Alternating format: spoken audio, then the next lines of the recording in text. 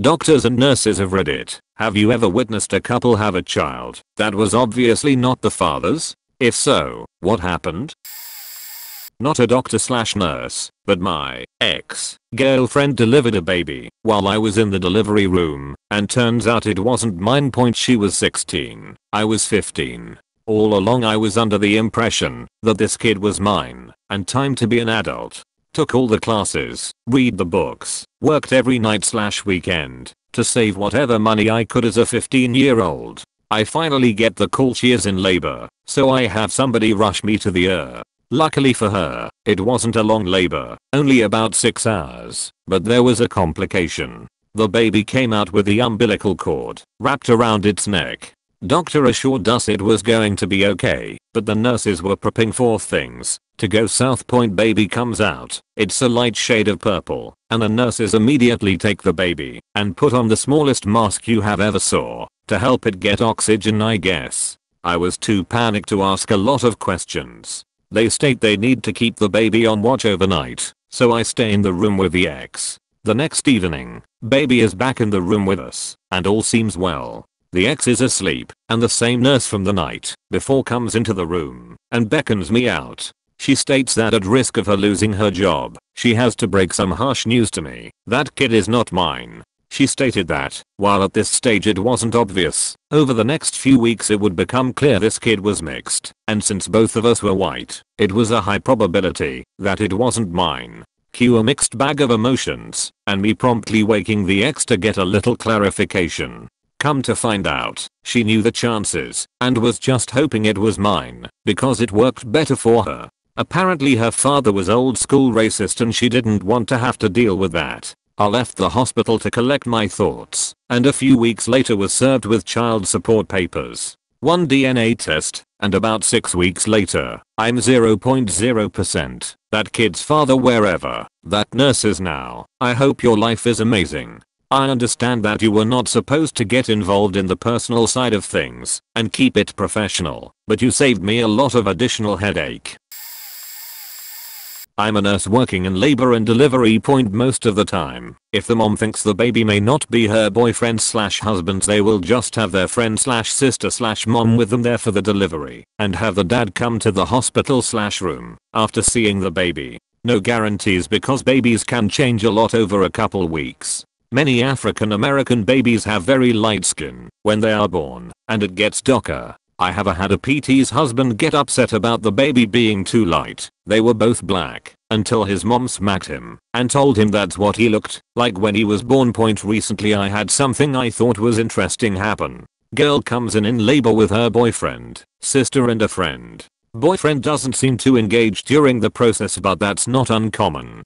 Baby is born and is fine. Sister sends dad to get some stuff. Note here, all people involved are Hispanic and only speak Spanish. My specific medical Spanish is pretty decent, and I can get you through an epidural or delivery. Most things that come up pretty well, but I'm not fluent. So as soon as the dad leaves, the sister is like, I have a question for you, and then process to say something I can't understand at all. I try to clarify, but I'm just not getting it. I offer to go get the translator. She's like, no, I don't want it to be official. She whips out her phone and through Google Translate asks, how can we get a paternity test in the hospital?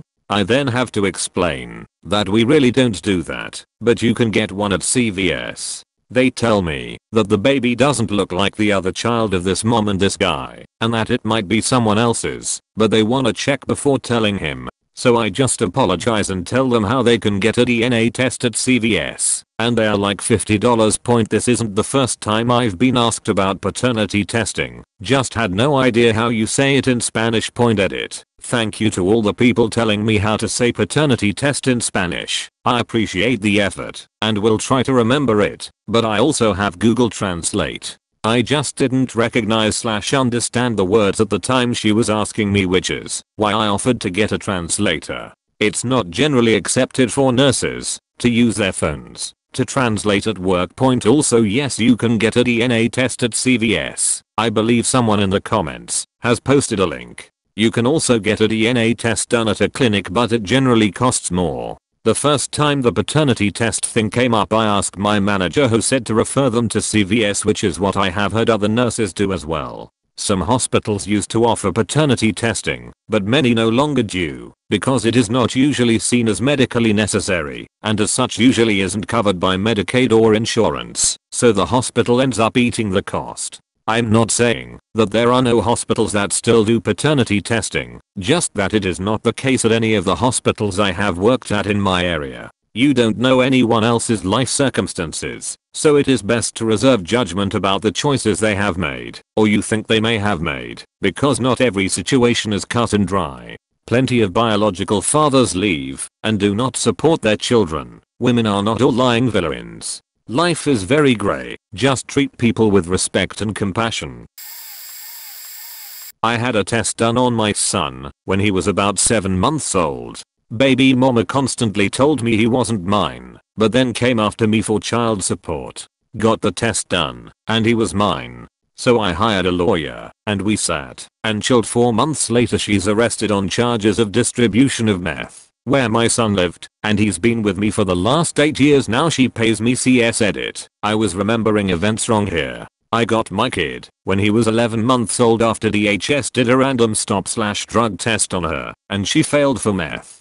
I then started a 2-year battle in juvenile court to not allow the state to reunify with the mother. I finally got juvenile court to release my case to district court, where we fought for actual custody. During our district court battle, she took my son for a visit, and I got a call from the cops in a city an hour away that she had been arrested on a domestic with her boyfriend at a hotel, and they searched her and found needles and meth paraphernalia. That was the last time she had him unsupervised. We went about 2 years of her barely calling, seeing him once a month for 10 to 20 minutes, until she finally got arrested on attempt to distribute meth charges. She got out on bail and was arrested for it again 3 weeks later. She spent 3 years in state prison and has been out about 8 months now. She appears to be clean and just gave me $100 for extra child support yesterday. She's only court appointed to pay $52 a month, so we are giving her a shot, but she is still and will remain on supervised visits for a long time. The whole fiasco has been such a blur, it's hard to remember exactly when, what, where happened.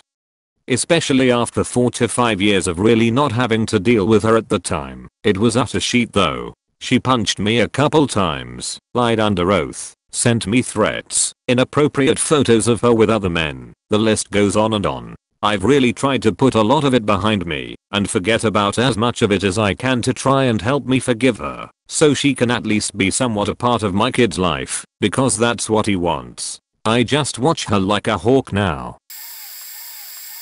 Neither a doctor or nurse, but a good friend of mine was out of the country on emergency with his work, and I ended up bringing his wife to the airport. My friend and I are, even still, best friends, and all of us went to high school together, and I had no idea his wife was unfaithful. However, I was in the delivery room as she didn't want to be W/O anyone there. Baby came out, straight up Asian.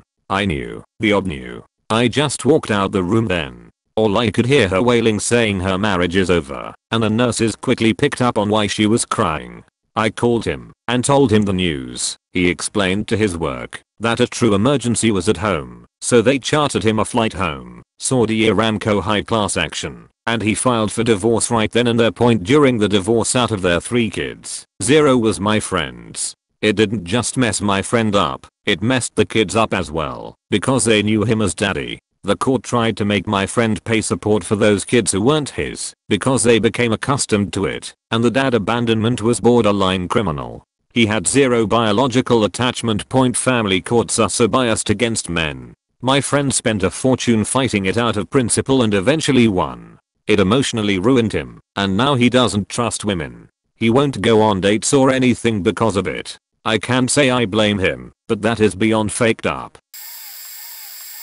Obligatory, not a nurse or doctor. My brother told me this story about a man he used to work with. Brother's work friend is from Eastern European country and came to USA many moons ago and started his family here. One of his sons meets a nice girl. They plan to get married, but life happens, and then more life ends up coming out of them. Whole big family is excited about new baby. Father to be is absolutely ecstatic. They have a small ceremony before baby is born. Yada yada. Delivery time comes, and out pops this little boy who is about 50 shades darker than either parent, and new dad absolutely loses his shit. In his heartbroken rage, he accuses his new bride of cheating on him, disowns said child and rages right out of the delivery room, leaving new mom all alone with her mountain of shame. This guy returns to his family and continues his hate-filled rampage and exclaims to his family that his whore of a wife had cheated on him because the baby looked nothing like him in skin tone.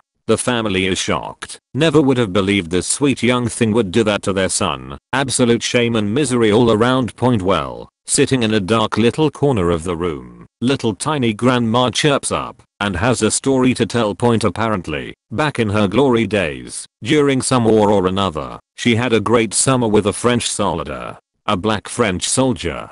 She got knocked up and he got sent home, and back then you kept the baby and hoped your family didn't murder you before you could abandon it somewhere. She ended up meeting her husband shortly after getting knocked up, and things just progressed as if it was his child, and wouldn't you know, the little thing popped out white as snow and she breathed a sigh of relief because this was going to be the easiest lie to keep ever. So this poor bastard has been carrying around this super melanin gene his whole life and knocked up his wife, and it decided to all come out on his sweet little boy who he now has to go crawling back and reclaim. Thankfully, the whole family went with him to the hospital. Old grandma had a picture of her old fella as proof, and husband and wife were reunited.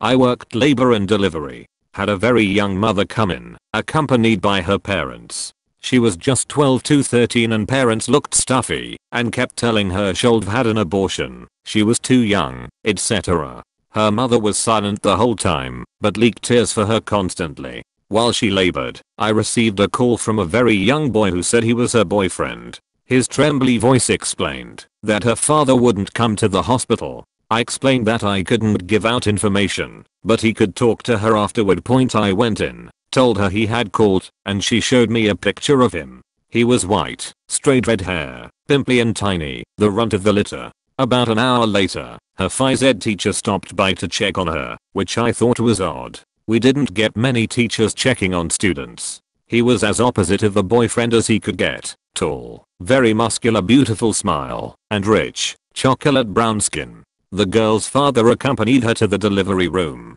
Odd, but okay. The more she pushed, the louder she cried.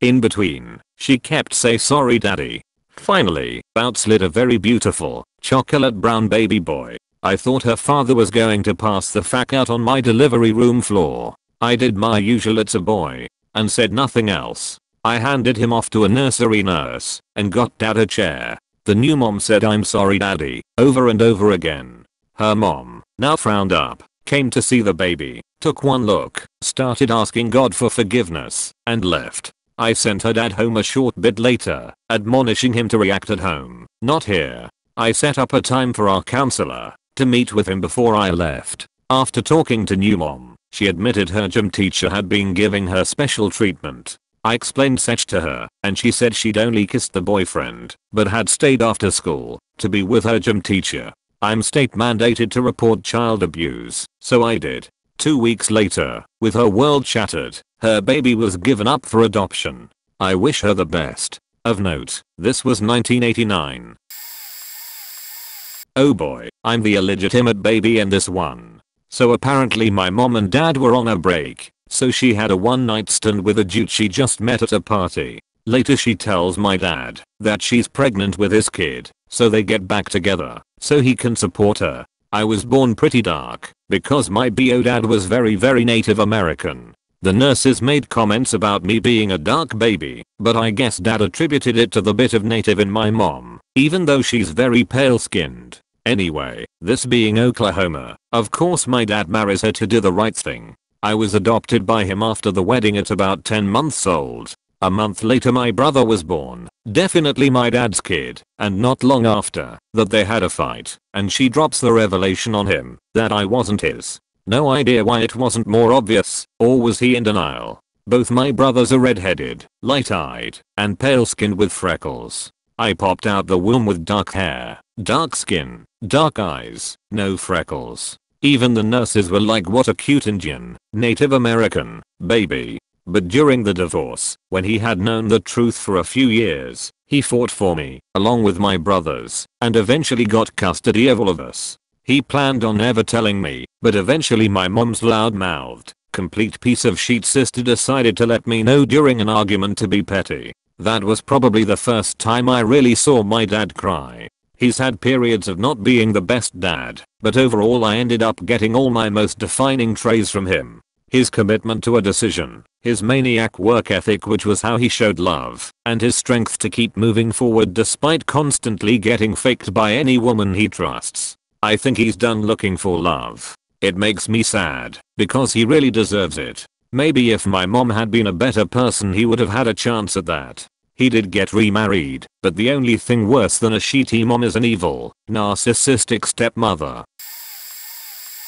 Not the exact story you're looking for, but I'm a med-surg nurse. I had an older male patient who was in for anemia with critically low hemoglobin levels, receiving a few units of blood. I'd been taking care of him the last couple of days, and his daughter was visiting at the time with the patient's wife and him. We had to do our 2-nurse identification process for the blood, where we go over the name, ID numbers, and blood type for confirmation, before hanging it on the patient. When we were going through it, the daughter stops us and asks us what blood type we just said. I didn't really understand why at the time, but I told her again, and she got really concerned we may be hanging the wrong blood. She said that couldn't be right, because she was an anatomy professor, and there was no way the cross match could be right, because she was AB, and she knew her mom had blood type A, so her dad couldn't possibly be A either. I didn't think much of it, and went back to the doctor to ask him for another cross match, and he was like, oh, yeah, she might not be his daughter then. We ordered another cross match, and sure enough it came back as an A blood type. She just sat in the corner really quiet the rest of the day with a really sad look on her face. Her mom and dad didn't really get what was going on, but I know she had some idea. Kinda happened to my mom. My biological father is Greek with very pale skin and my mom is a white Western European mutt. When I was born I had very dark skin and a full head of thick black hair. He didn't seem concerned, but his mother freaked out, called my mother and grandmother not so nice names, and left. My father ended up splitting on us when I was about 3 weeks old with no explanation. A couple months later my skin lightened, all of my black hair fell. Turns out he was the father. We've never tried to reach back out to his family, because in that first year of my life they went through a lot of drama including arrests, rehab stays, drive-by shootings, an affair followed by a divorce, another baby mama my mother didn't know about. The list goes on. My father and I tried to form a relationship when I was in high school. It went okay at first, and then he got weird very quickly. He insisted I called him dad, insisted on regular visitation, routinely showed up at my friends' and boyfriends' houses causing a scene, insisted I get family pictures with his new lady and his 5 other kids. None of us have the same mother, and this is not including the baby he had, and ditched before he got together with my mom. I regret ever trying at all. He and his family were and are still trashy hot messes, and I'm glad my family decided to keep me away from them. Cherry on top. He was working for my now husband's parents when my husband and I first met. Once his parents found out who he was and what had happened, they fired him, so I would never have to run into him at their business. He had it coming anyway, so we glad to finally stop making excuses for him and let him go.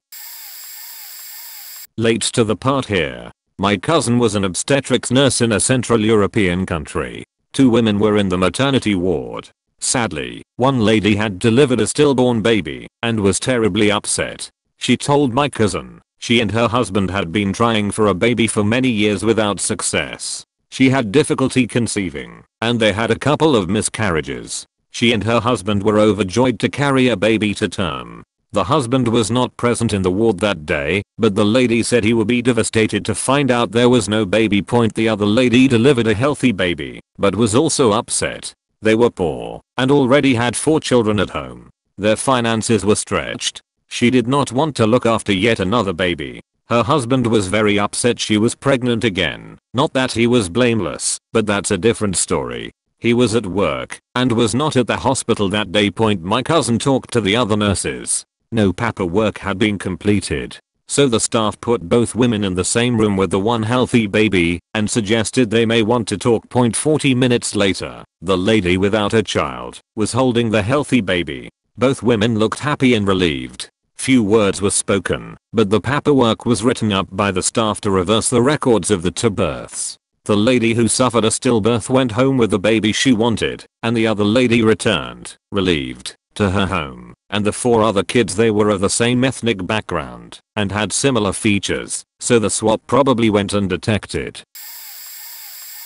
Throwaway for reason. Not a doc or nurse, but I'm the dad. Loved my wife and the baby, even when he wasn't born yet. Delivery went well, and they were getting ready to be discharged after some instructions. Nurse says the baby needs a lot of sunlight because he has a slight jaundice. Jaundice because my wife is blood type O. The kid has blood type A, which the nurse assumed was my blood type. No, I always believed I was O type 2. My siblings are all O. I tell this to the nurse and things became awkward. Nurse was stammering and took back the discharge paper saying she needs to recheck something and went out. I could not look directly at my wife. She's just completely confused. I just wanted to get out of there. Nurse returns and wanted us to get our blood tested down the hall. I just said okay, clamped up. My wasn't talking either. Went and had our blood tested.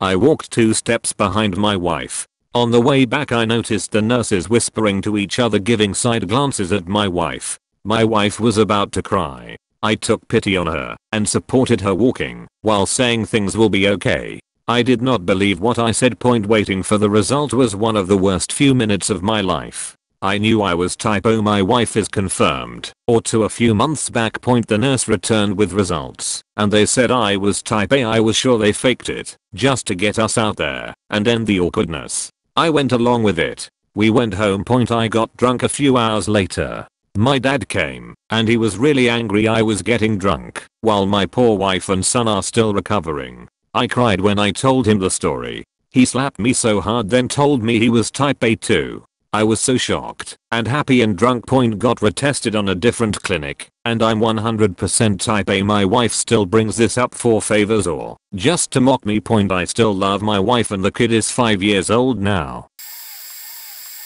I'm not a nurse nor a doctor, but from the moment I was born to about a month and a half, my father thought I wasn't, as I'm the youngest of 6 and at least 10 years younger than the one that came before me. My father had a vasectomy shortly after #5 was born, so when my mom announced she was pregnant he was pretty concerned. He had an inkling that she was messing around with her boss at the time, so he's thinking I wasn't his. Once I came into this world, my father's fear of me not being his only spiked. I was tan with a head full of black hair, as opposed to my other siblings who were all born bald and much lighter. My father told me about all of this part, but said once my hair turned blonde and my legs were long as well as my height being above the normal percentile for children my age, he knew I was his. He's a very tall man. As for my sister, she had different information. She went on to work in the same fire department our dad worked in when I was born. My 13th birthday was rolling around and she was telling the other firefighters how excited she was and the gifts she was going to send me when one of the older guys piped up with, "Hey guys, remember when their dad found out Tyrant_avocado was his?"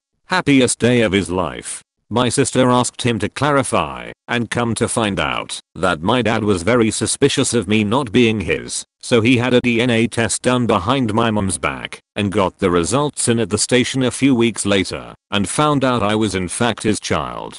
He immediately ran into the station to announce to all of his buddies how it was the best day of his life. Yada yada. This is a secret my sister and I will take to our graves because I know it'd break the old man's heart if he knew I knew. I understand his concern at the time and I don't have any resentment toward him. My friend knew the baby wasn't his the moment he saw it. He's black. His now ex-wife is white with dark hair. His daughter had straight, fine blonde hair and was super light at birth. His daughter was born in the 70s and he said, "First people were staring me down, hating that I was a black man with a white wife. Then they were staring me down, thinking I must be dumb if I thought this kid was mine." Me, I was hurting. because I had suspected my wife was cheating but decided if she'll let me, I'll still love this baby like she's mine. He told me, back quote, whenever it came up, I told my daughter that I'd loved her as long as she existed. Her skin color didn't matter apostrophe. He said all the staff kept looking at him for reaction/response. He said he did have tears in his eyes when he saw the baby, but it was mostly relief that she, the baby, was okay because they'd had to do an emergency C-section and took a long time bringing the baby to them. Then staff kinda stayed near, expecting him to lash out in anger because he's a big dude and, at the time, was still in the army. He said, back quote, once I saw my daughter, I knew I didn't care what my ex-wife had done. I knew what I wanted to do was continue to be a dad to my daughter apostrophe. So he told his wife, if the biological dad of the baby wasn't interested, he'd still like to be her father, but that they'd be getting a divorce. She agreed to it, and he went on to have a baby with another woman, who unfortunately didn't accept his first daughter, especially because of not being biologically his, so that relationship dissolved. So there he was in the 80s, a single dad with a white daughter and a mixed daughter, as the mom of the second daughter left entirely, leaving the kid with him. Thankfully his second wife, with which he had 2 more kids, accepted both daughters as his/treated them like her own. Not a doctor, but this story fits. I worked in a steel mill for a decade. It was shift work, one crew replacing another every 8 hours one night. When we came in for midnight, someone that just left 3 to 11 shift called in and wanted to speak to, we'll call him John, voice on the phone. Hey John, I just drove past your house on the way home. You may want to get home immediately. So we cover for him as he runs out the door and drives home. Small town, wasn't too far, so he gets home, and there's 3 cars in his driveway. He goes inside, and 3 guys from 3 to 11 are all banging his wife, while the kids are home. There were 4 kids by the way. So obviously he starts going insane. He's trying to fight the guys. Everyone is scattering. The kids wake up. Police come, etc. The kicker is he had all the kids' DNA tested after this as they were all under 8 years old. Finds out 3 of the 4 aren't his. He files for divorce. He is willing to be in their lives, but fights to not have to pay her support for the kids.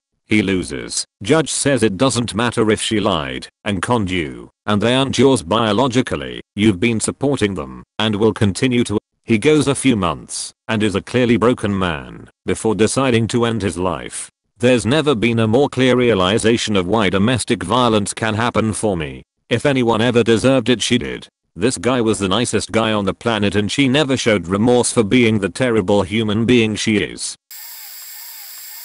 This didn't happen to me, but I thought it did. My wife and I were having our 3rd child and our 2 others look exactly like me. Brown hair, brown eyes. My wife has brown hair and hazel eyes. Our 3rd daughter on the other hand, has red hair and blue eyes. She was born by C-section, and I was in the room when she came out, and I swear to God on my life I thought she was an albino black kid. I told my wife she has red hair. My wife said, no she doesn't. This went back and forth for a second until the doctor said from across the room, she is definition a redhead. Now let me quantify this first. My wife and I are not exactly monogamous. We have other people in the bedroom from time to time, so the idea of the baby being someone else's, however minimal the chances, is a slim possibility. This is where the doubt comes in. She hadn't been with another guy to my knowledge for a long time before my wife got pregnant. And as far as I know, none of those guys had red hair. My wife isn't really attracted to redhead guys. We weren't with anyone else for going on over a year before the birth.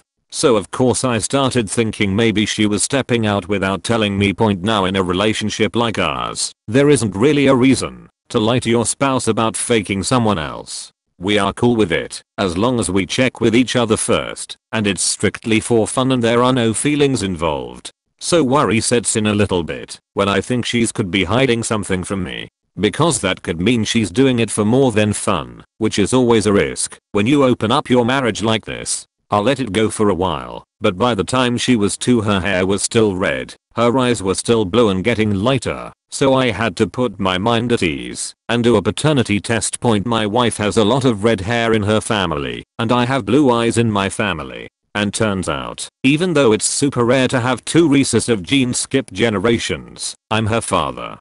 She's a little genetic anomaly. Red hair, blue eyes, no freckles, easily tans, and 100% mine point. So I had the panic, but it all turned out well.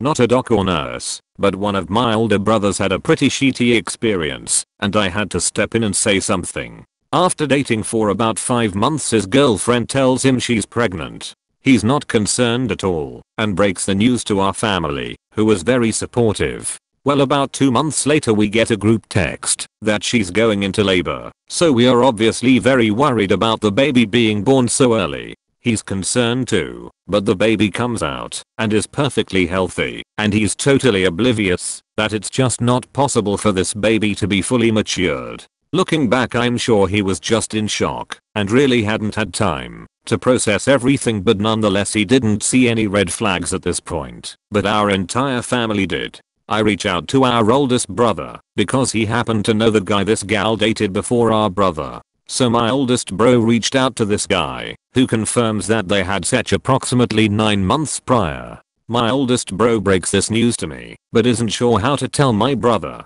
A day or two later I go to the hospital to visit brother, baby's mom, and baby, with all of this still very much at the front of my mind. And at this point some of us had talked to my brother about the fact that something is very off here. I'm sitting there in the hospital room with all 3 of them when the nurse comes in with the birth certificate asking for his signature.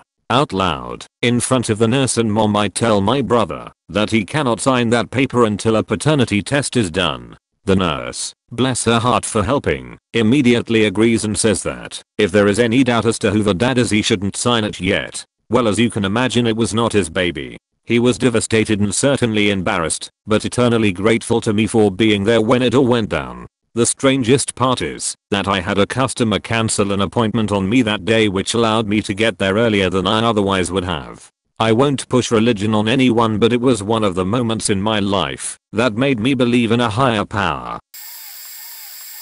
Not a doctor, but a nurse in Obgyn on an army base in the States. I witnessed a delivery recently where the female patient had been impregnated by her partner's best friend. In this case, however, the husband actually knew. It is a wild story, but I can't use any names. The 2 boys had grown up together in rural Tennessee and ultimately both went into the armed services. While in the army, the husband, not the biological father of the child, met the mother at a local event and fell in love. Later, the husband was deployed into combat and was involved in a botched mission and very sadly was presumed to be killed. In their mourning, the girlfriend and the best friend found solace in one another's company and started a serious relationship. As it turned out, however, the man was later discovered to have been a POW and later had his release negotiated by the states. He returned to find his former fiancée in the arms of his former best friend and, needless to say, was in shock and awe. Not only that,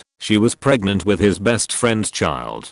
Just a few days later, the 2 men were deployed on another mission, this time together. Sadly, this mission also did not go to plan, and the 2 men found themselves pinned down by enemy soldiers. In the end, the biological father sacrificed his own life to save the husband and original love of his fiancée. When he returned home, the husband delivered the news to the woman patient and offered to raise the baby. Then the husband asked his stepson if he would like to go flying, and they flew off into the sunset in the old biplane that his father once had.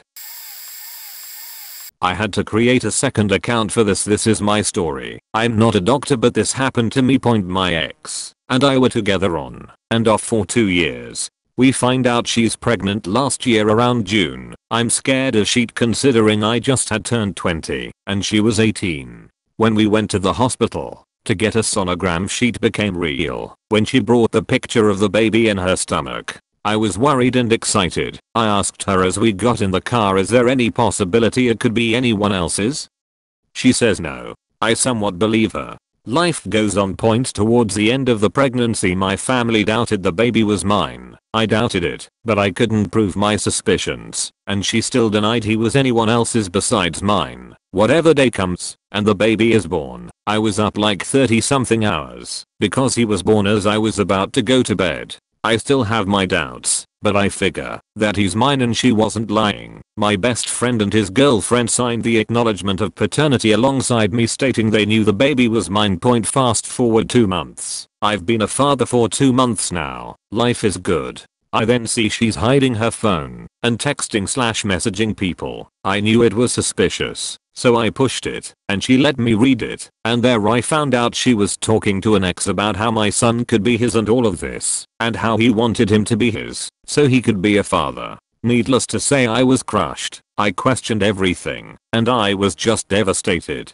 I couldn't look at her the same way. After lying to me for so long, I called a police officer friend of mine for advice, especially if he wasn't mine. She told me to get her to consent to a paternity test or I'd have to get a court-ordered one. She consents. I don't have the money for it, so she graciously floats me the $400.00 for it. Forever grateful, and I get the test done one morning. I was super nervous and so sick to my stomach at the thought of my little one not being mine. It was terrible. I wish that on nobody. He said I'd get an email copy in a few days along with the mail. I keep refreshing my email to see if I had gotten it, and when I finally did I had to excuse myself from the room and read it. It was either a 0.00% chance of paternity or a 99.99% chance. The email said 99.99%. I was so relieved to see my baby was actually my baby, after having doubts for so long. It was nice to finally have closure and know my baby is in fact my baby.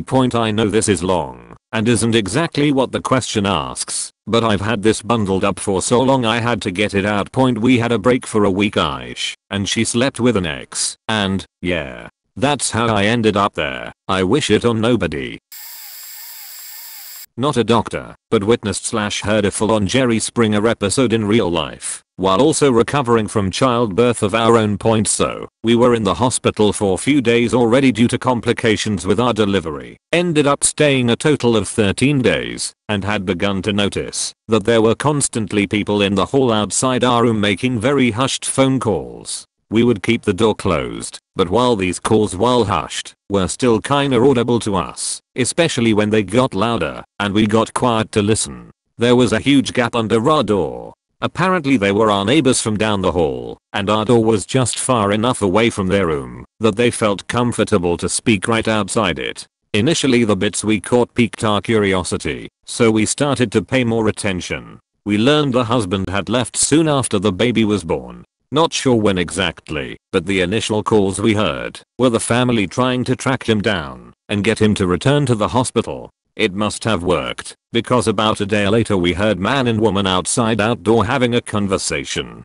It started with a sentiment similar to "I'm not sure where we stand, mom," and escalated to a direct "Fuck this, Linda. Your daughter is a hoe. I'm divorcing her." Side note, this is the only name I remember of the family in question. This must have rubbed some people the wrong way, especially Linda's husband, the guy's father-in-law, who came down to give him a piece of his mind. He began yelling at the guy about being a man and doing the right thing. We were on the edge of our seats. Then the guy started yelling back about the dad being a drunk and a loser. I remember he was laughing incredulously about the suggestion of taking advice from, this is a quote, "an asshole degenerate like yourself," and that's when all hell broke loose, I guess. All we heard was grunts, bangs on the wall, a ton of "Yumfka and you sob," and Linda giving a mix of taunts and criticisms such as, another quote here, "Now look what you made him do, little man." Not quite sure who that was for, actually. Of course I wanted to look out there, but I was being held with a tight grip on the wrist and a glaring side eye that kept me in our room. The fighting went on forever, it seemed. The hospital was tight on security, so I don't know how the hell this happened. It was probably only 30 to 60 seconds. But eventually we hear a woman yelling for them to break it up and knock it off. Dad. This was the new mom. We were practically glued to the back of the door now, listening to the drama. She proceeded to explain to them all that it was okay that, I forget his name, didn't want to sign the documents, because she was done with him anyway. She paused and her husband and parents tried to tell her to calm down, and she doesn't know what she's saying, and to let cooler heads prevail later. Pretty insightful for two grown men who just threw down in the maternity ward of a hospital, but I digress. Anyway, she calmly confirms everyone's suspicions that it is not her husband's child.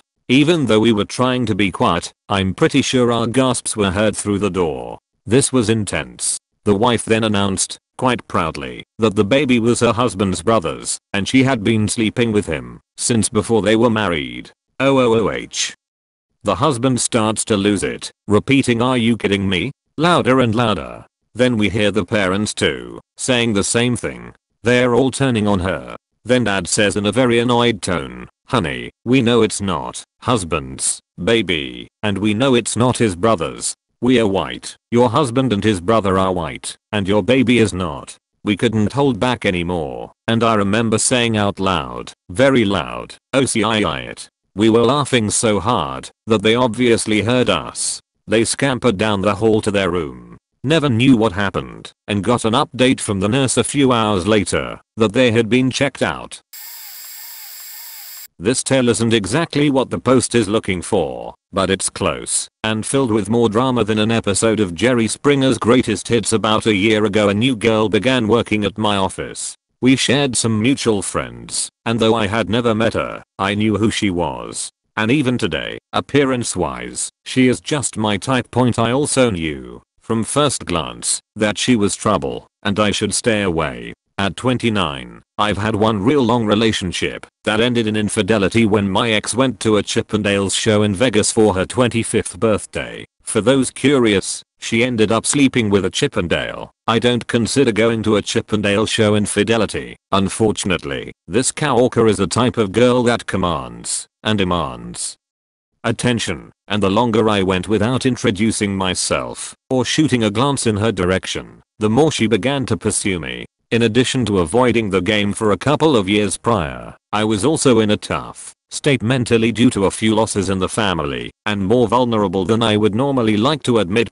Q About a month into her beginning to work here, and me ignoring her finally got the best of her. One afternoon she approached me desk, asked why I hadn't introduced myself, and proceeded to type her phone number in my phone, call herself, and insist that we needed to grab drinks that night. I knew better, but I'm nothing if not a doltish man, and I accepted the invite. The next 3 to 4 months were without a doubt the most chaotic of my 29 years of existence. The highs were high, but the lows were low. I came to learn that she has a storied history of ex-boyfriends, and per her mother, who is by pretty much any standard a fabulous human, is diagnosed borderline personality disorder. As much as I'd like to admit I ran for the hills, I still couldn't walk. Our relationship came to a crashing end after a week-long trip in Mexico. I'd seen enough of her form of crazy and couldn't deal with it anymore. She immediately began dating one of my coworkers, who also happened to be my office best friend, and while I was ready to move on, I can't say I was incredibly excited about her choice in her next sweeter.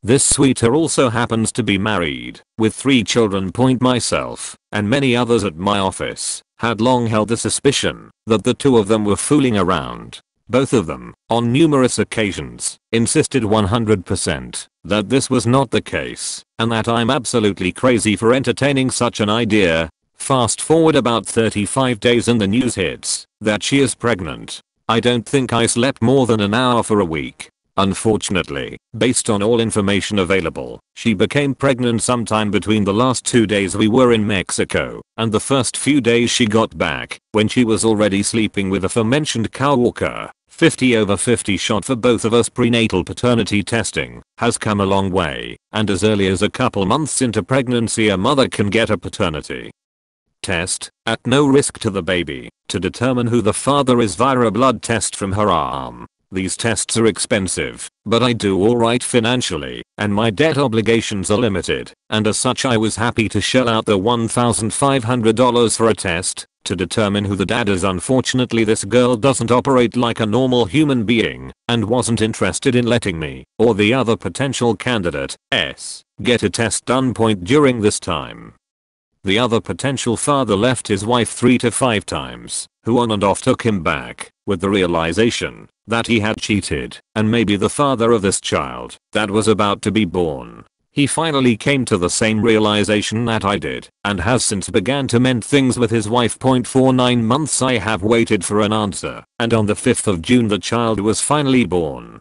I'll let her know that should she not allow me to have a paternity test done at that time, I would simply file a court subpoena to determine paternity. Her game was over, and she finally let us take the test. I held the belief the entire time that no matter the results, it would be the best day of my life. I can gladly announce that I'm not the father, and while I wish no ill will on my coworker, he is confirmed to be the dad. Through the months I learned more details about a lot of ugly things that went on behind my back, and the results of that test have reinforced my belief that there is some element of karma existent in the world. Unfortunately there is a child involved, and he is who will suffer most. Bonus fun fact. She named the baby the exact same name as one of his other sons. He now has 2 sons with the same name.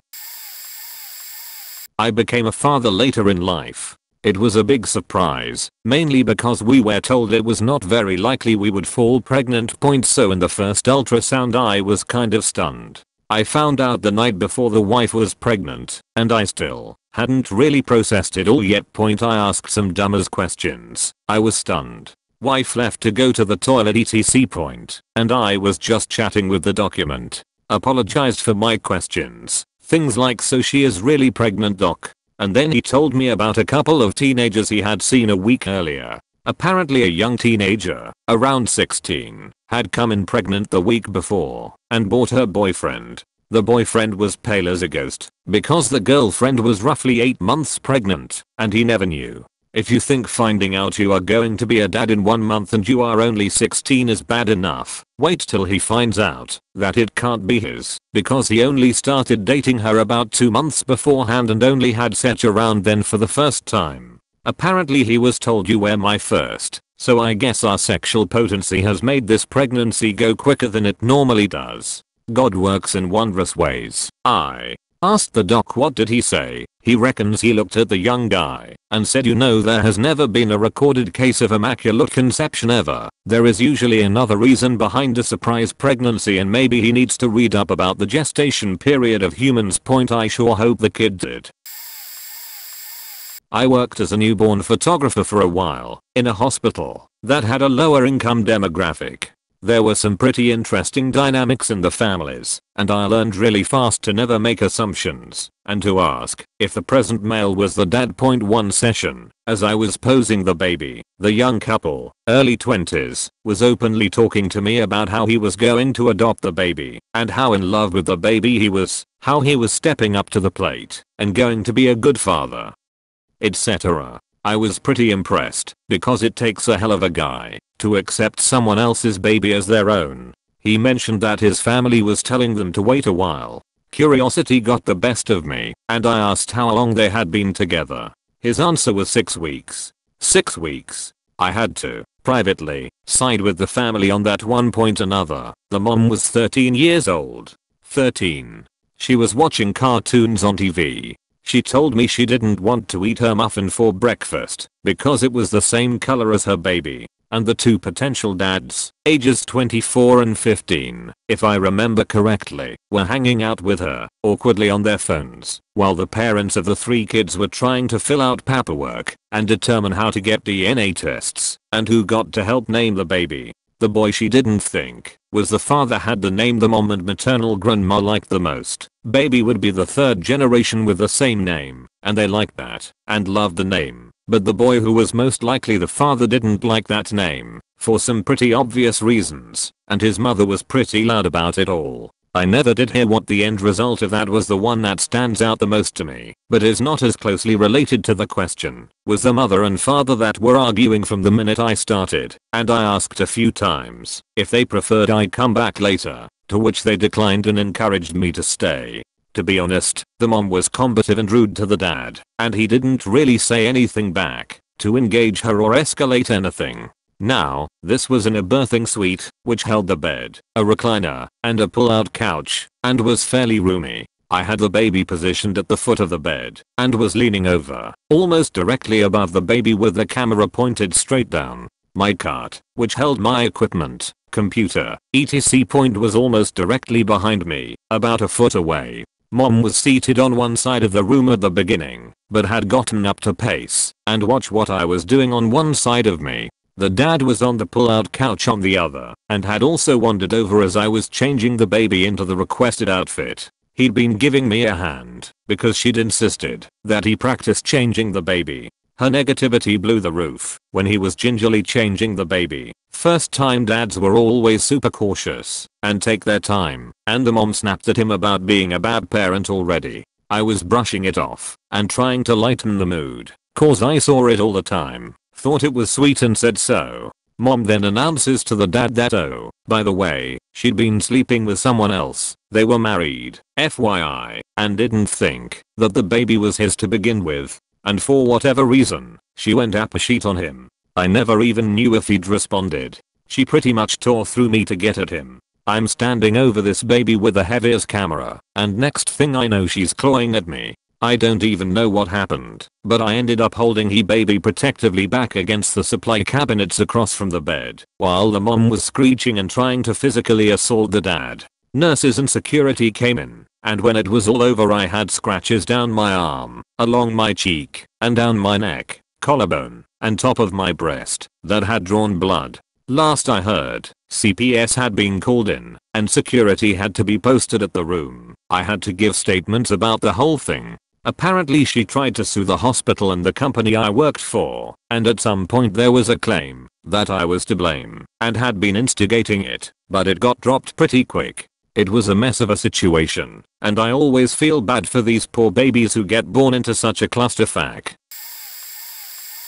Not an exact case here, but a recent life event in my family dealing with matters of paternity was just wrapped up, and I think is fitting. My dad is just shy of 57 years old, and for the last 2 years has been in a romantic relationship with a young Cuban lady of 21 years. We are from the States, and she is from Cuba. My dad lives in the States, but is a teacher, and so on summer/school breaks he will often go and visit her for at least a week at a time. Me and my 3 brothers, his sons, are all older than this woman, the youngest of us only by a few months.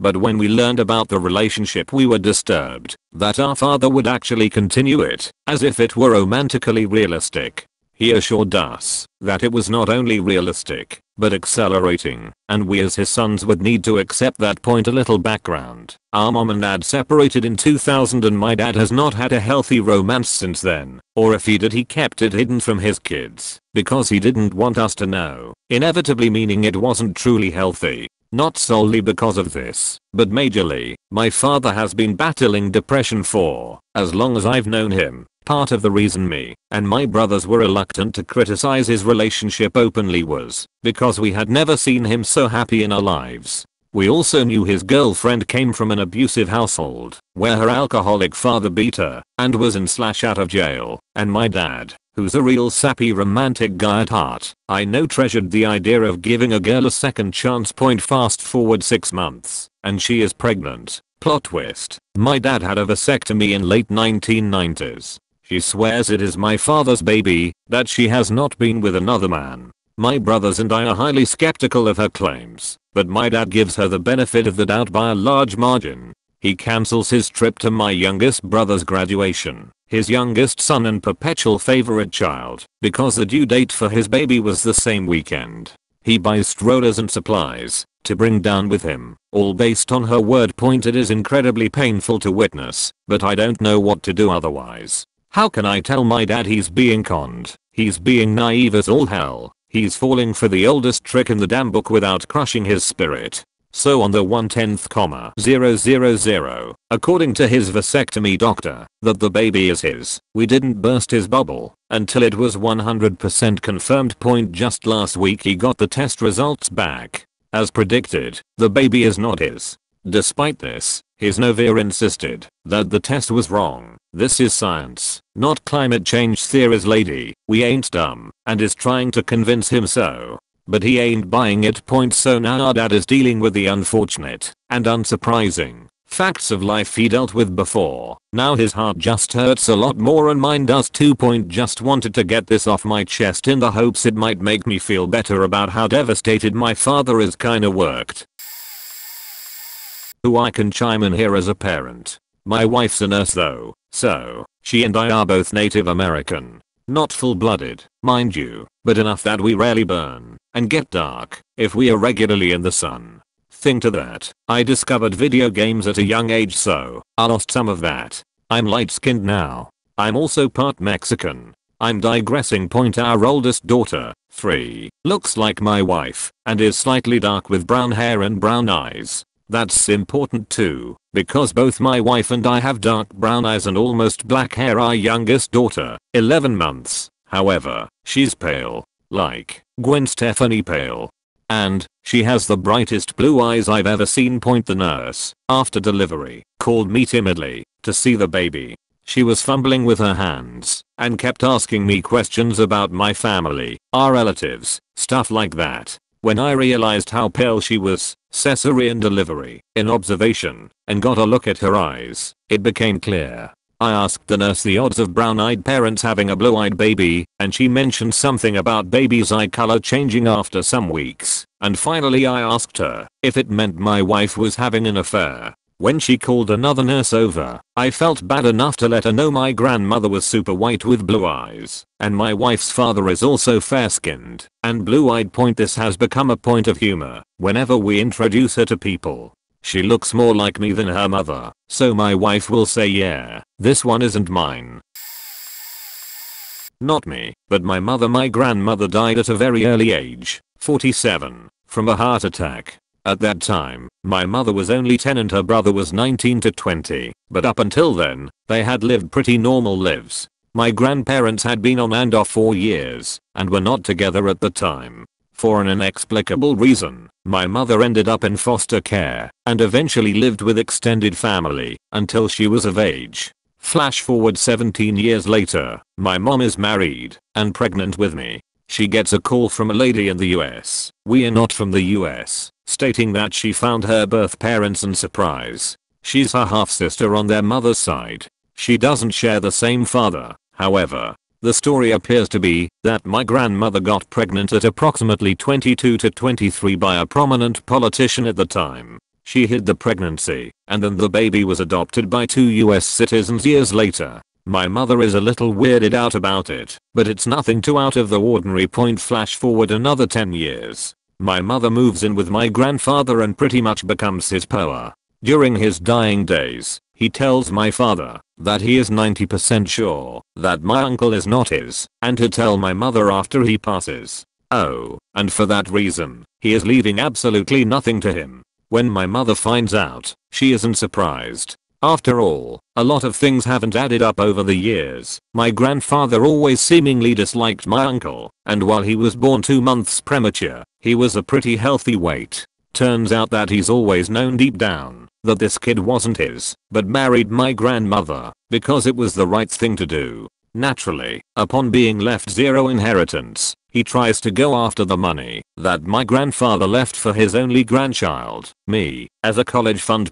So basically, this woman had 3 kids with 3 different fathers and somehow managed to cover it up until long after she was gone. Not sure if I should be ashamed that I'm named after her, or impressed. Oh man, sorry I'm late to the party, but this is definitely a question I can answer directly. I'm an obgyn with a number of good stories. I do have a good memory of a delivery described exactly by your question. Unfortunately, it was a preemie, and the PEDS nursing team took it to the warmer immediately. The dad was immediately concerned and confused, because that kid wasn't even on the same color palette as him. The mom grabbed him and said, "It's okay baby, that's how they look sometimes when they're early. Probably gonna be like that for life." True story. What's unbelievable to me is the guy bought it. I had one just recently that was obviously not the father's baby. It wasn't fully dark, but different enough to see it was mixed. My nurses and I knew immediately the infant was mixed, and subtly exchanged looks around the room, like we are really good at doing. The dad, however, was so proud he had no clue. One of my favorite quotes, the charge nurse walked out of there shaking her head, "That man don't know. Even in a baby, the skin can fool you, but the balls don't lie." Some other stories. I've had a patient in early labor holding the hand of her husband on one side and sneakily the hand of her husband's best friend in her other. Nurse told me when I left the room the patient had confided in her that the baby was actually the best friends, and due to some complications and stress, the husband was totally overlooking the fact that his buddy was so invested. There was one time a man was walking between two labor rooms in one night, as he was the father of both pregnancies. He had gotten 2 women pregnant, and they were in labor at the same time. There's still debate about whether either of the women knew, because they didn't make a huge scene or ever address his absences, like some kind of twisted misdubbed fire plotline. I don't know if he was truly happy or driven mad by the scenario, but the dude was upbeat most of the night, grinning like a Cheshire cat that knew he had successful little swimmers. I've had a number of boyfriends and husbands that knew they weren't the father. Most got together after she was pregnant and were surprisingly supportive. Still, that can a really awkward exchange. Walk into the labor room. Hello, I'm Dr. Oriantha Hunter 5. You must be the father. Nurse here. Those are very disturbing and difficult times, especially if the parents have not informed us of any known surprises beforehand. The known ones are in situations like donor sperm, or if a pregnant woman loses her husband prior to the birth of the child, but has a new boyfriend while she's still pregnant. We request that we know of the surprises beforehand. However, most are true surprises for everyone. Black baby and white parents are the most common true surprise. Often the answers are determined within about 15 seconds after birth. Someone figures something out nearly immediately, usually either the mom or dad. Now we just have to deal with the drama during the 3-day hospital stay. Point: no dad has ever walked out of the delivery room upon seeing a wrong race baby. In one case, genetic testing was done right away, and we had results. The mother had a black grandmother and the right genes just happened to be triggered in that kid. In my own family, everyone on both sides has had brown hair and brown eyes for 100 years. Then, 2 years ago, my nephew had a blonde/blue boy. We determined that the baby's mom had a blonde/blue maternal great-grandfather that died in WWII after having children born before going to war, so none of the living people on her side of the family were blonde/blue. They'd forgotten about Uncle Howard, you see.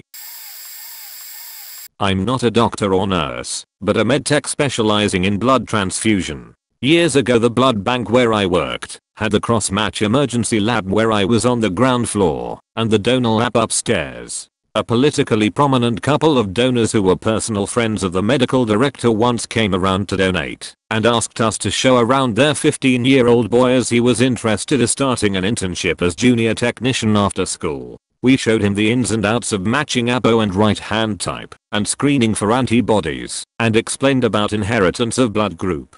This was a bright kid and he asked, "Hang on, my mom's a group O and my dad's a group A, how come I'm a group B?" We immediately realized that this was a case of mom had a little secret from dad, but the resident wise as junior couldn't keep his trap shut, and before we could stop him blurted out, "That proves that your mom's been cheating on your dad." Just then his parents came down from the donor lab and this freaked out kid ran to them and repeated the story. Meltdown. Dad turned to mom and yelled, "You bitch, I was right, you were cheating on me back then." Mom burst into tears and ran out of the building with family in hot pursuit. The next day I, as lab supervisor, got crapped out from a dizzy height by the medical director for not having better control over my juniors. No fairness in hierarchies.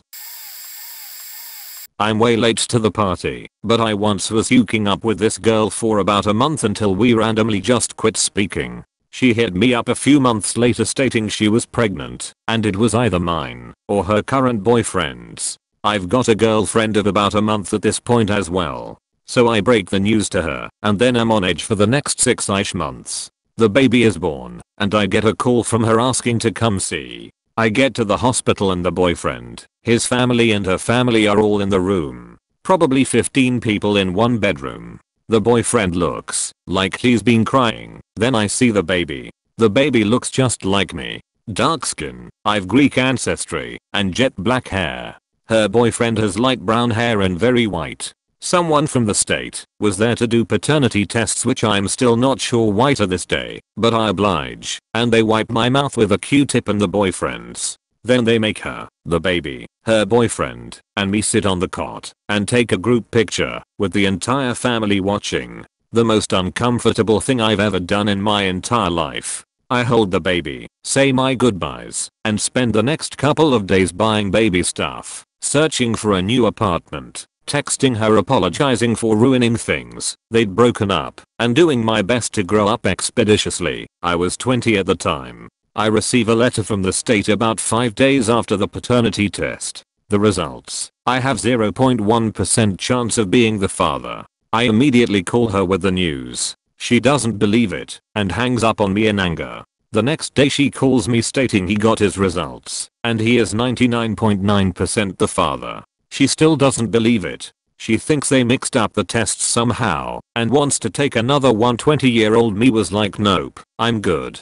Best of luck, and that was pretty much all that ever was. Here we are almost 8 years later, and the kid now looks like a mini him. Newborns just look so much different when they're first born. It's crazy. My brother went through this ordeal. He had a threesome with this woman and her boyfriend, and a week later she proclaims that she is pregnant. My brother does the math and is left with some serious dubs, so he asks me a few weeks later. I had just found out that I was pregnant by coincidence, and her numbers did not add up.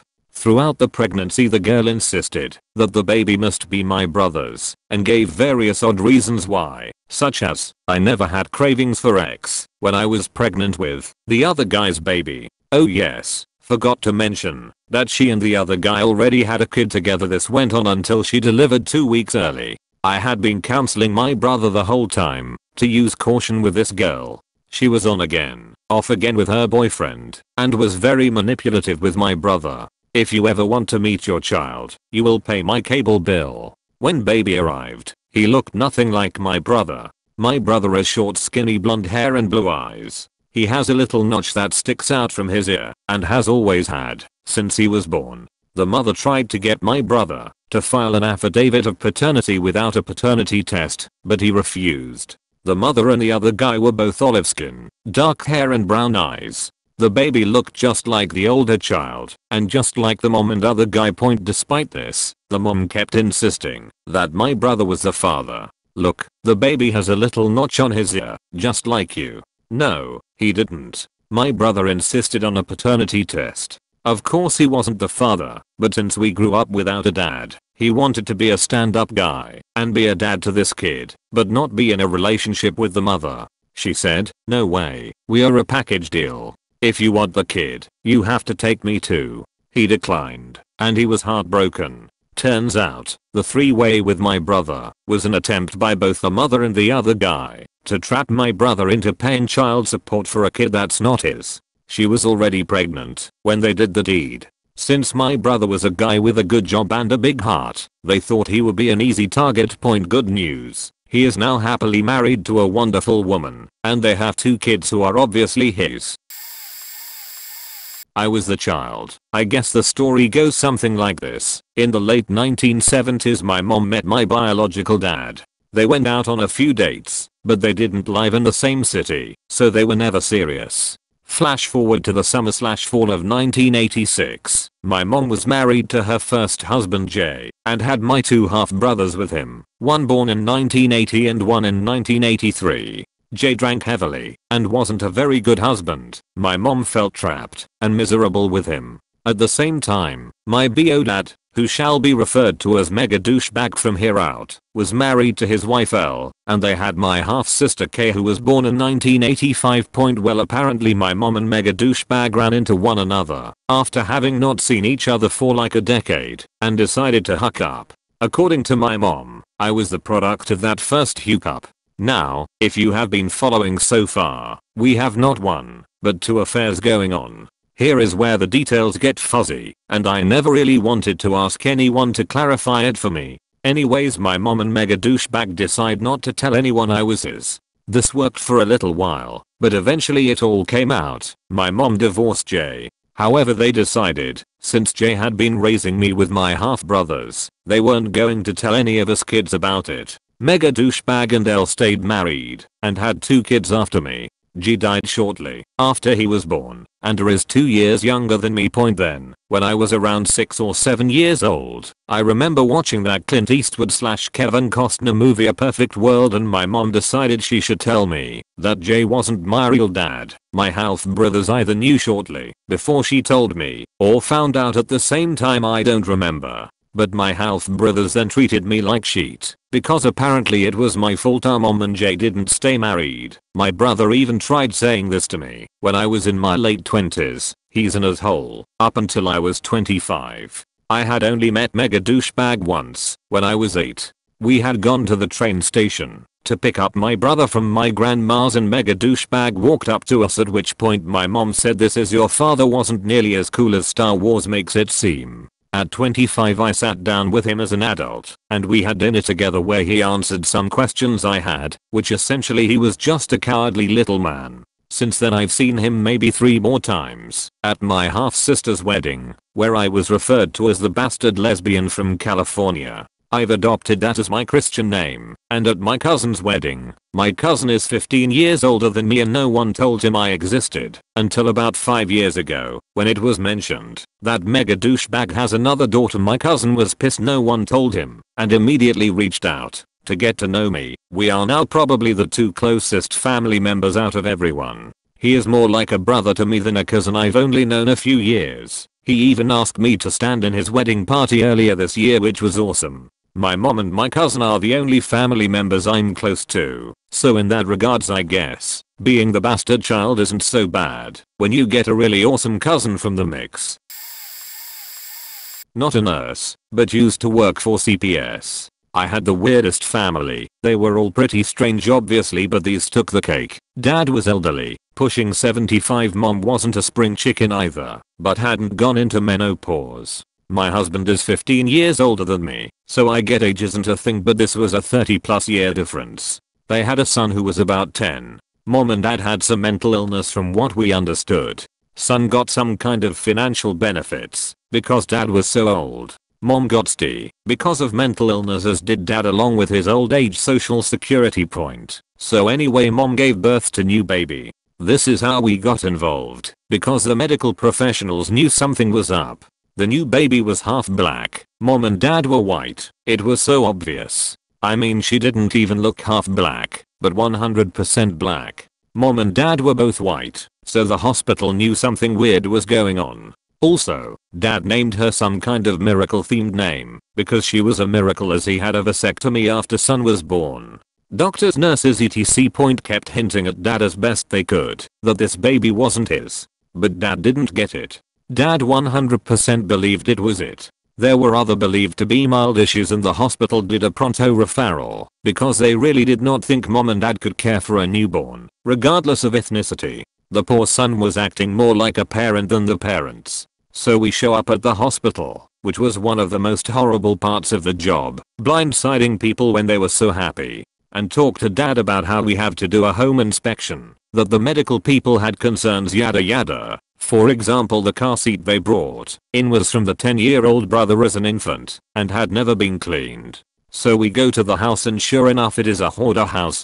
Coworkers throwing up due to smell, the whole 9 yards. So we do an emergency temp removal until they can get or clean the house to suitable standards. Also, we are concerned about the parents' delays and whatnot. Well, they were very active in a very evangelical church. Since the house was too far gone, it was declared uninhabitable. The church rallies and gets them a new apartment, all clean etc. Like that day, they think everything is fine now. Well, no, there are other issues. Like you've had a 10-year-old living like that his whole life, and the mental illness and cognitive delays. It is so awkward telling people, oh, and we think you are cognitively delayed. We ended up in court. Everyone, judge, lawyers, the department, unsure what to do, because this isn't dad to the baby. I don't know what ended up happening. His lawyer would joke that he keeps telling him to ask for a paternity test, but dad swears they are both his. I know I was doing a referral to see if there was elderly abuse going on. I didn't think there probably was. Mom seemed super clueless, but the manipulation seemed so strong I wasn't sure and didn't feel qualified to make the judgment call. I did know the kids were placed in the same home together while I was the case manager. I got the pastor of the church's family to be their temp guardian while everything was sorted out. They were even open to adopting them both. I still have the baby's picture in a drawer somewhere. Dad gave them out to everyone exclaiming the daughter was the spitting image of him. Magically somehow he stayed claiming to be naive American ancestry, trying so hard to convince himself she was his. Yeah, you, your wife and son all blue-eyed blonde haired, and your very dark skinned type 4A haired daughter. Anyway, when I left everyone was trying to figure out the legality of everything. Like, can the state knowingly sever a relationship that didn't exist etc. Son and daughter were happy as clams, I know that. And mom and dad never got it. Every time I came to a home visit, we had to visit the parents at home even after the kids didn't lie there, until they were severed or returned. Mom and dad would just point out how clean the new house was. Like they didn't see anything wrong with their family, but a dirty house. Like I said, it was just also strange. I doubt my story from the doctor/nurse's perspective is on here. From what I was told, I even had an entire audience of interns watching from the open door. I was born out of wedlock. I came about because of military deployment, which can be grounds for dishonorable discharge, which was the risk taken, being delivered and all. On a military base. My black hair and eyes and olive skin made the doctor shoot the blue-eyed and blonde father to my older sisters, both also present, each blonde and very pale. A look. There was that definite moment, he tells me, of knowing. He knew before I popped out I wasn't his. He held his ground for that moment, enough for the doctor to not say a word. He looked back down and continued his work. According to my mother, my sister's father got up and left room, emotional. He probably did. But in his side of the story, it always ends with the moment of knowing in that dialogue with the doctor. How his resolve to accept me 100% was always his choice, and still stands. It never created any issues with the military. He did sign my birth certificate. Alcoholism unfortunately was a problem long before, and certainly didn't improve after I was born. Divorce was inevitable. I practiced his last name first, before my adoptive dad's. When I grew up and finally could reach out to, I call him my stepdad. It was like discovering more of myself. He was also adopted, also suffered from PTSD, and wanted to live as a nature hermit because of it, and also had the same sense of dark, sarcastic theatrical humor with a massive side of wordplay. He had finally sobered up and fully apologized with a self-awareness and down-to-earthness that is so incredibly rare to come by. By being able to talk to my stepfather, I got to find out just how two-faced, angry, and also alcoholic my biological dad was. I set to rest an idealized dream of pursuing his existence, and quite honestly feel better for it. If he wants to find me, I'm sure he could. My adoptive and stepdads have been enough heartache experience, and in a way, he still participated in my experience. So, you didn't get the perspective of the doctors, nurses, or interns, but I hope this side of the story was just as interesting. Not a doctor, or a nurse, or even in the medical field. Out of college I worked for a rent-to-own chain. Mixed race couple comes in, pretty much rents a house full of sheet. Black guy, white girl, they were young. Had I been a salesperson I would have tried to talk them out of renting so much. But I was just the delivery/repo man. This dude was the best customer we had. He was waiting for us at the door when we opened on the day they were due, every week. For 9 months. Never missed a single payment, was never late. You almost could have set a watch by the guy. He was working 2 jobs, quit school, the works. His baby and his girl were going to have a comfortable home, even if it killed him. After the baby is born, however, payments stop. We call, we go back, leave door tags. Finally get a hold of her, she agrees to return the merchandise. We go out to get it. Apparently on the same day as her eviction. Now, assume no racial bias here, this is just fact. Dude was dark as onyx on a moonless night. She was a pale natural blonde with blue eyes. As we are packing out the bedroom and living room set, I see the baby. Obviously white, that is. This kid's daddy wasn't an ebony brother that spent 9 months doing the right thing because he thought he was going to be a daddy. Instead, he spent 9 months spending an ungodly amount of money because his girl cheated on him and got knocked up. I have never felt so bad for a guy and a baby at the same time in my entire life. Not a doctor or a nurse, but my aunt. White, dark brown hair, hazel eyes. Had 3 children with a biracial man who she downplayed to us and said he was Italian. He really wasn't, even told my dad he's half black. But she said that because this was the early 80s and dating a black or biracial man was not well seen.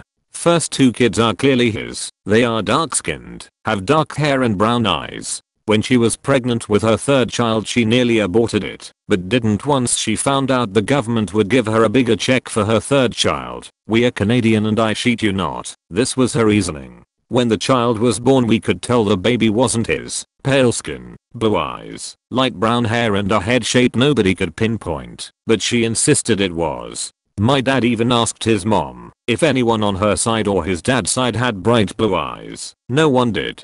Fast forward 2 years later she find out her husband cheated on her. She doesn't say a flipping thing and lets him keep going. Fast forward to when the youngest is about 16 and she files for divorce and wins custody and child support for all 3 kids for bawling her eyes out in court claiming her husband cheated on her for X amount of years. She remarried a year later and her husband, you guess it, has the same head shape, eyes, and face of her youngest. Not quite the scenario from the op, but I have a friend who has stuck with a girl who had a kid that wasn't his, but not in the way you might expect.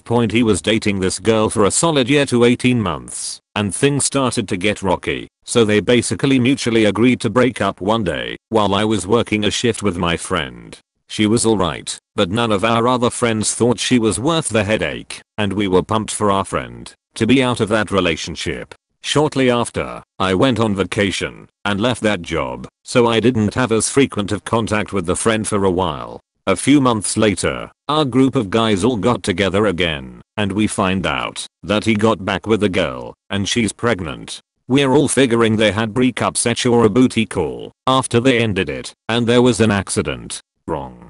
This girl got with some old friend from high school that had been in the picture while the friend was still dating her the first time. She ends up hooking up with him a bunch while she was broken up with my friend and getting pregnant. I'm not sure how or why that ended, or if the other guy knew she got pregnant, but that ends and she somehow convinced my friend to get back together. I'm not positive of the details of this part of the story, so I'm not sure if she told him early on or surprised him after they got back together. In any case, my friend is still with her after like 7 months of the pregnancy and now the kid is about 2 months old. He is working the same retail job on the weekends in addition to a full-time state job to support her and not his kid, and recently tried to buy a house for them all to move into, which she put the kibosh on because she didn't want to move that far away from her parents. I worked at a group home for teen mothers as a caseworker. The girls were generally straightforward about their children and who their baby daddies were. This one resident moves in and has 1 child and is pregnant with her second. She identified as mixed, white and black, and her boyfriend was dark-skinned black. So, her oldest daughter is part Hispanic and looks more Hispanic than anything else. She tells us her father is from El Salvador and is some 27 years old. We informed her caseworker and move on. Second baby arrived and comes out light-skinned. Normal for black babies, so nobody thought anything of it.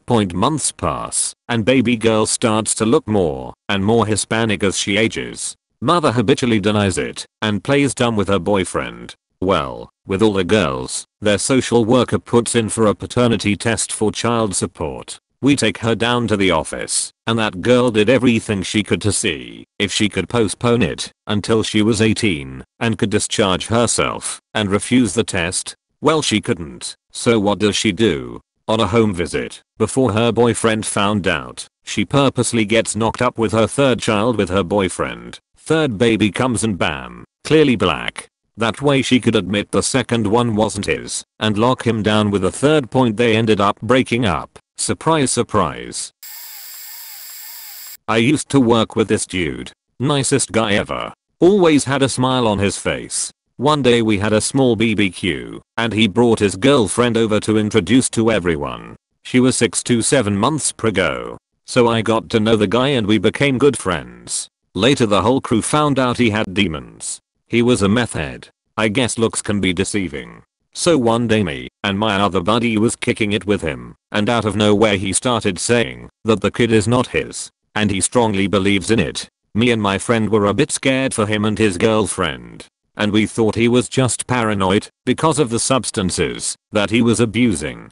Fast forward a few months after she gave birth. My meth head friend was already jobless and deep in the hole and left the girl and baby behind. We just thought he was some coward running away from his responsibilities. I ran into her girl at Walmart one day and she had the baby with her. She introduced me to her beautiful baby boy and at first glance the baby totally looked like my meth head friend. A few months after that my meth head friend's mom calls me up and invited me to a small BBQ to celebrate his recovery from drugs, cause he ended up in rehab.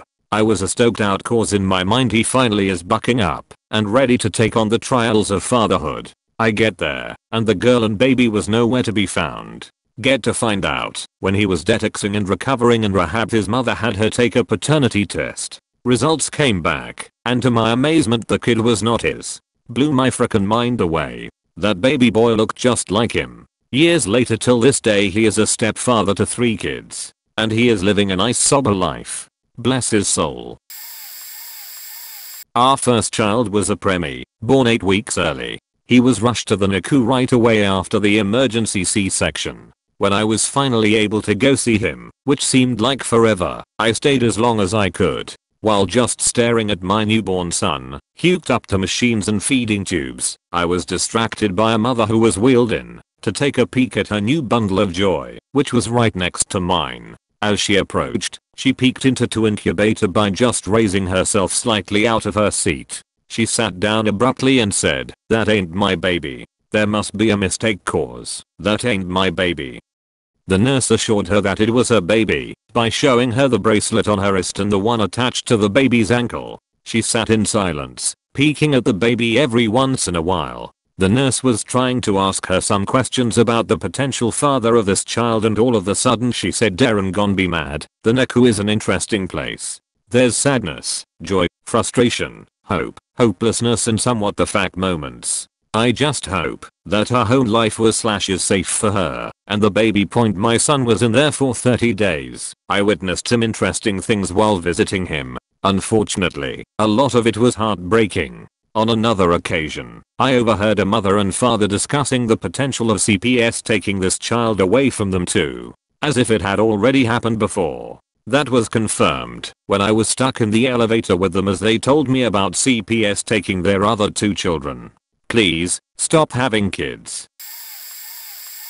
Not a doctor or a nurse, but when I was stationed in England there was a love triangle in the dorms that culminated in a baby. Airman girl arrives shortly after me. I honestly don't know the in-between timeline, but somewhere in the first year we were stationed there, she became pregnant. There was a possibility of either Airman guy being the daddy or Seaman guy being the daddy. No one knew, so we just waited for the baby to show up. Seaman guy thinks it's his baby, but Airman girl is dating Airman guy, so she won't let Seaman guy come around. Airman guy just assumes it's his baby. Everyone else in the dorms thought it was Seaman guy's. It should be noted that Airman girl was mean to both guys and manipulative, and Airman guy is a really nice guy, but also a pushover. I think he even proposed to Airman girl during the pregnancy. Anyway, baby arrives and looks nothing like Airman guy. In fact, he looked exact like Seaman guy. The baby and the Seaman had the same hair, face and ears. The older the baby got, the more he looked like the Seaman. It was unmistakable, but Airman girl refused to allow a DNA test. What a disaster. I don't remember what happened after that, because I moved out of the dorms, but I recall feeling really badly for Airman guy and Seaman guy. They were both nice guys snaked into a mess of a situation. Super late, but I've got 2 decent stories. I work as a genetic counselor, so I have prepared for these types of situations. Patient is referred for typical reasons, skeletal dysplasia, and undergoes baseline testing for that indication. Skeletal dysplasia panel. Test comes back negative, so we move on to a bigger test, called whole exome sequencing.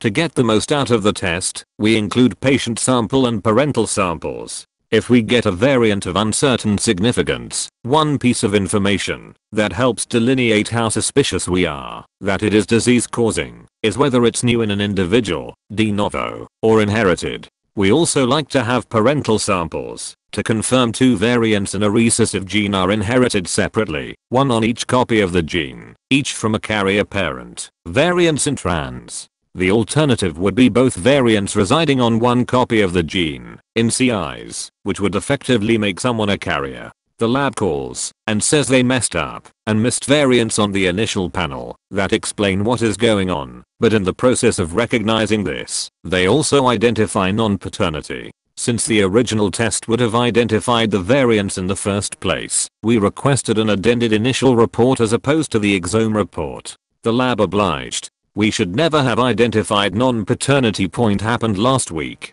Patient was tested a while back for a connective tissue disorder. They were identified as having a variant of uncertain significance that seemed to fit clinically.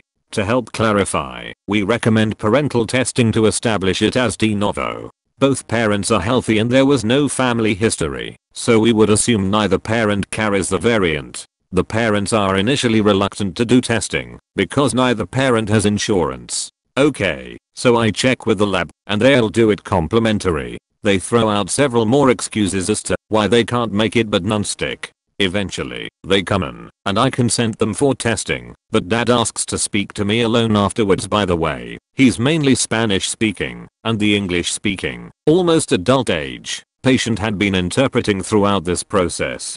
Dad tells me he's not the biological father, but wants to maintain this secret, all in broken English. I raise him. He's my son. It was the sweetest thing, but I'm 100% sure the kid wouldn't care and would love his non-bio dad all the same. I ended up having both parents drawn at the lab, but didn't send out dad's sample. If kid ends up asking for his medical records when he's an adult, he's going to find out because of my documentation. Is what it is, as I have to document the situation to cover my own butt. My cousin has taken the art of manipulation to an entirely new level. She's always been somewhat of a pathological liar, but this one takes the cake. Around March to April of last year, she had messaged me informing me that she and her husband were separated because he accused her of cheating on him.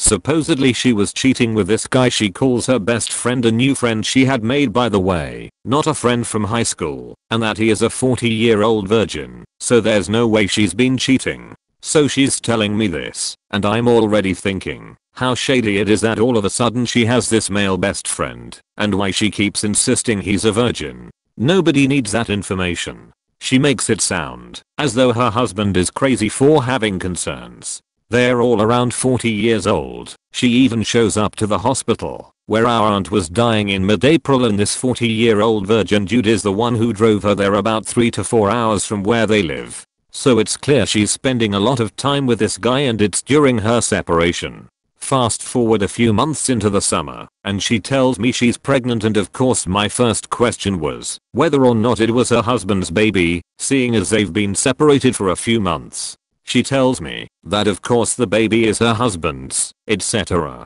I forgot to mention she is as white as they come, and he comes from a very dark Mexican family. The virgin best friend is also very white. She has sons from previous relationships that are half Mexican, and it's obvious they are, and one son who is white. During this time she made comments to me and others about wouldn't it be funny if she's blonde with blue eyes. I would finally have a kid who looks like me. And that raised even more suspicion, like she was trying to plant this possibility into all of our minds so we wouldn't question her when the baby was born. Fast forward to the very beginning of January, and she gives birth to a blonde-haired, blue-eyed, almost alabaster-skinned little girl. We all had bits, I know, not classy, but the whole situation was unbelievable on whether or not we thought it was the husband's or best friend's baby. We figured, okay, the baby is white, he's clearly gonna know now. But what is he going to do? They have one son together who is half Mexican, and it is clear the little girl looks nothing the little boy nor like her husband, and she's now 5 months old and even whiter if anything.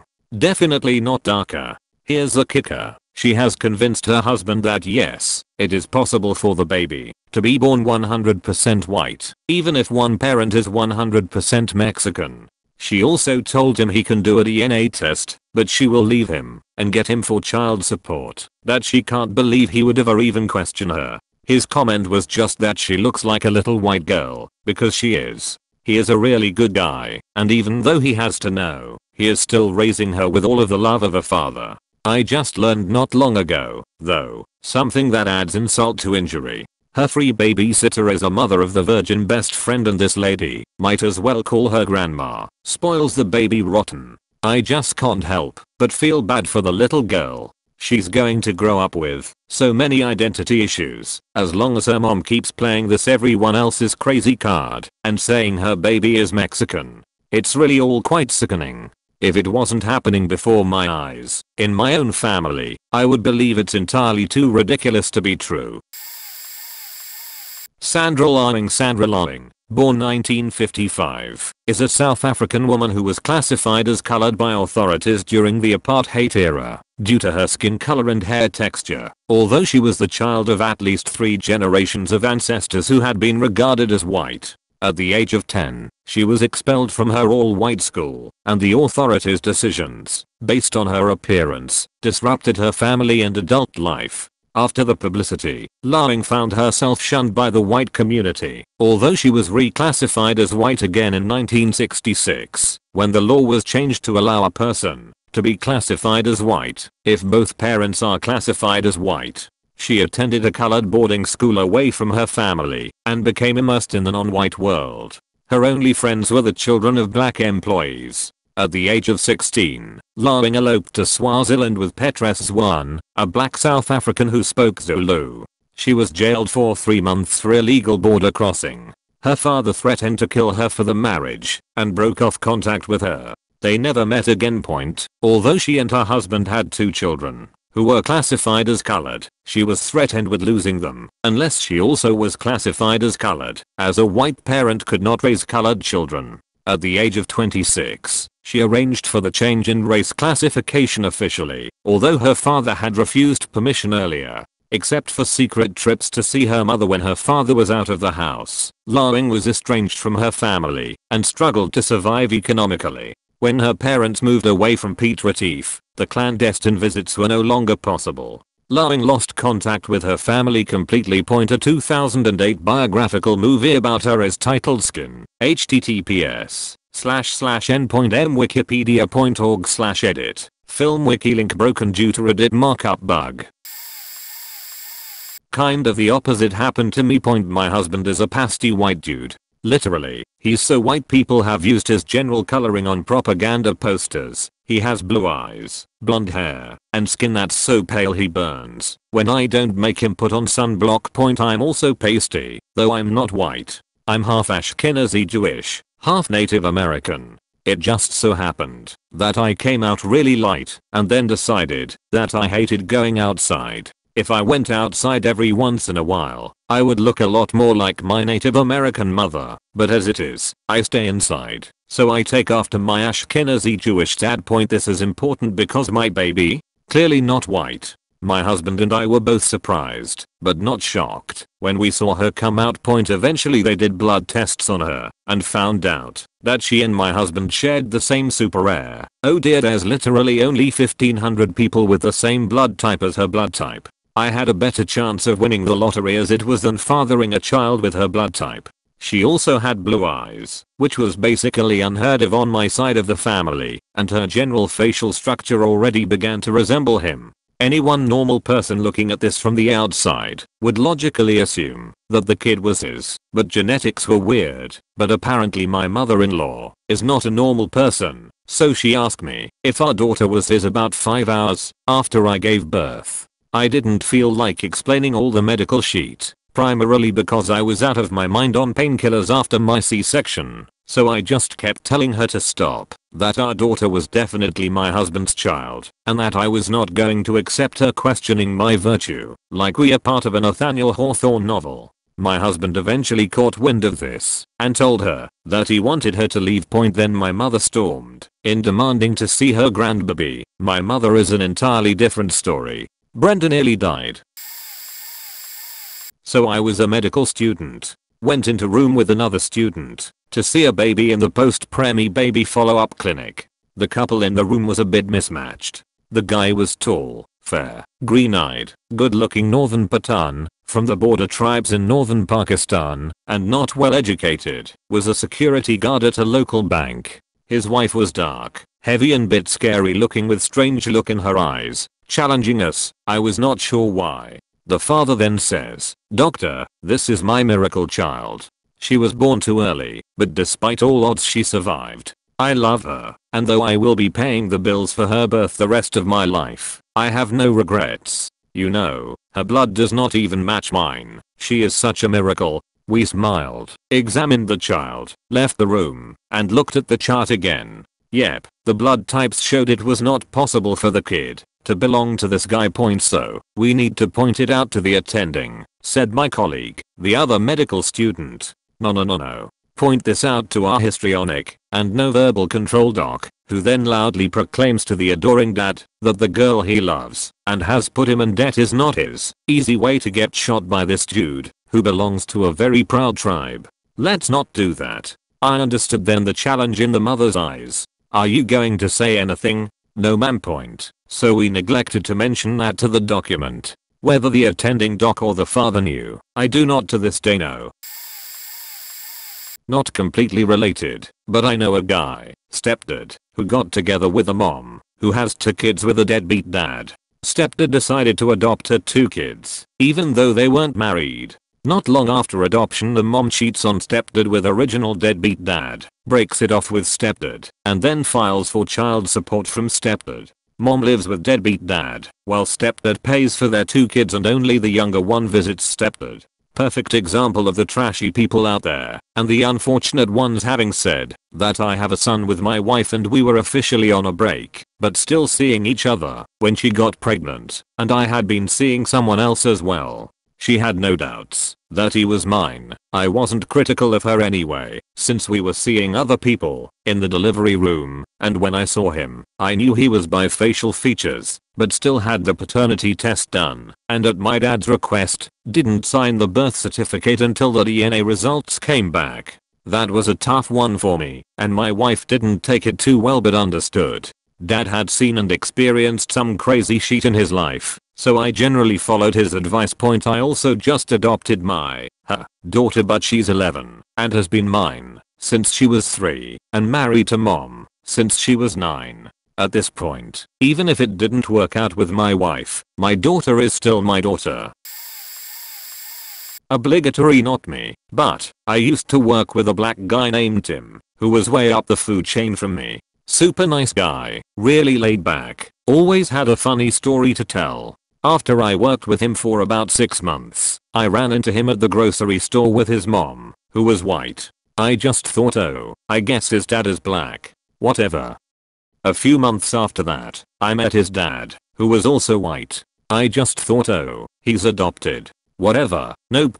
Mom had an affair and got pregnant. While she was halfway through her pregnancy, she confessed that she had cheated on the dad.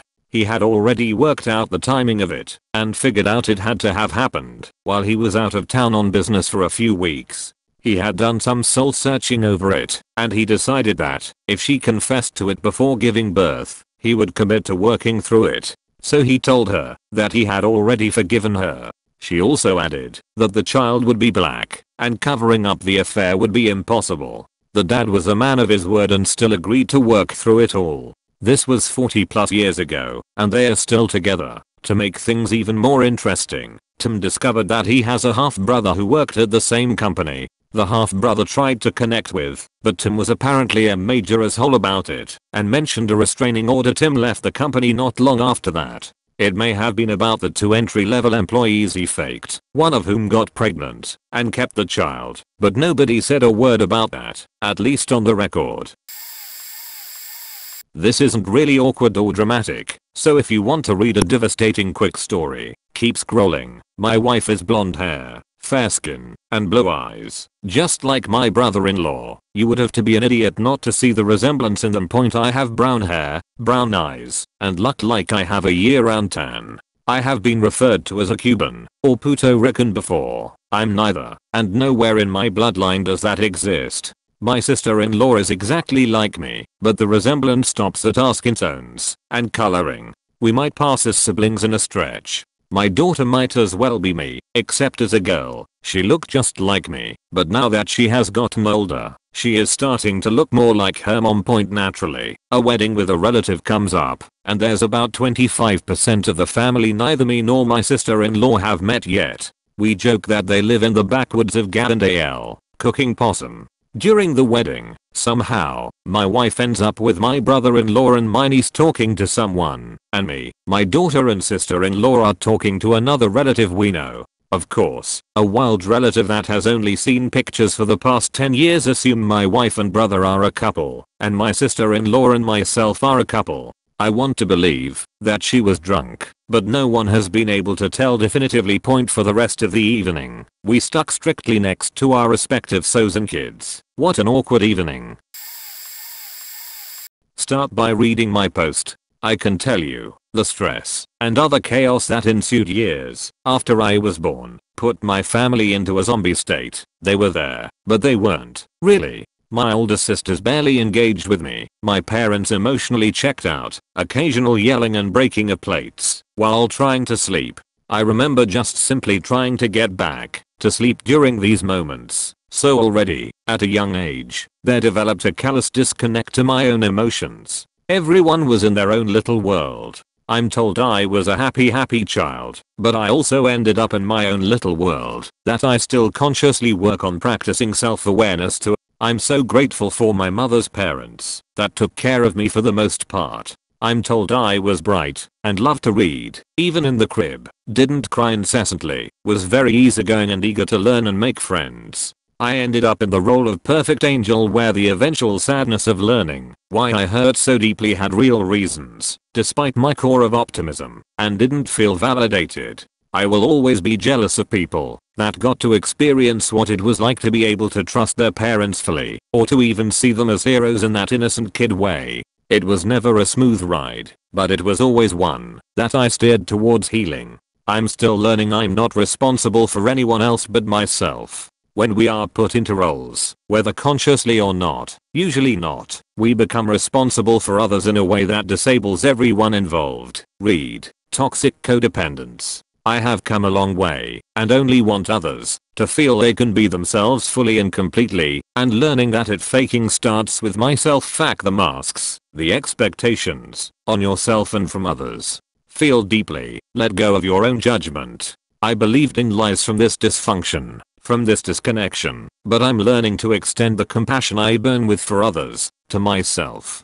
To be gentle with my relearning curve. To learn to speak to myself with love when I would rather burn alive in shame. That I can let go of my old ways of thinking and believing and still own my story in a way that embraces the truth. That I'm so very strong and can write the rest myself.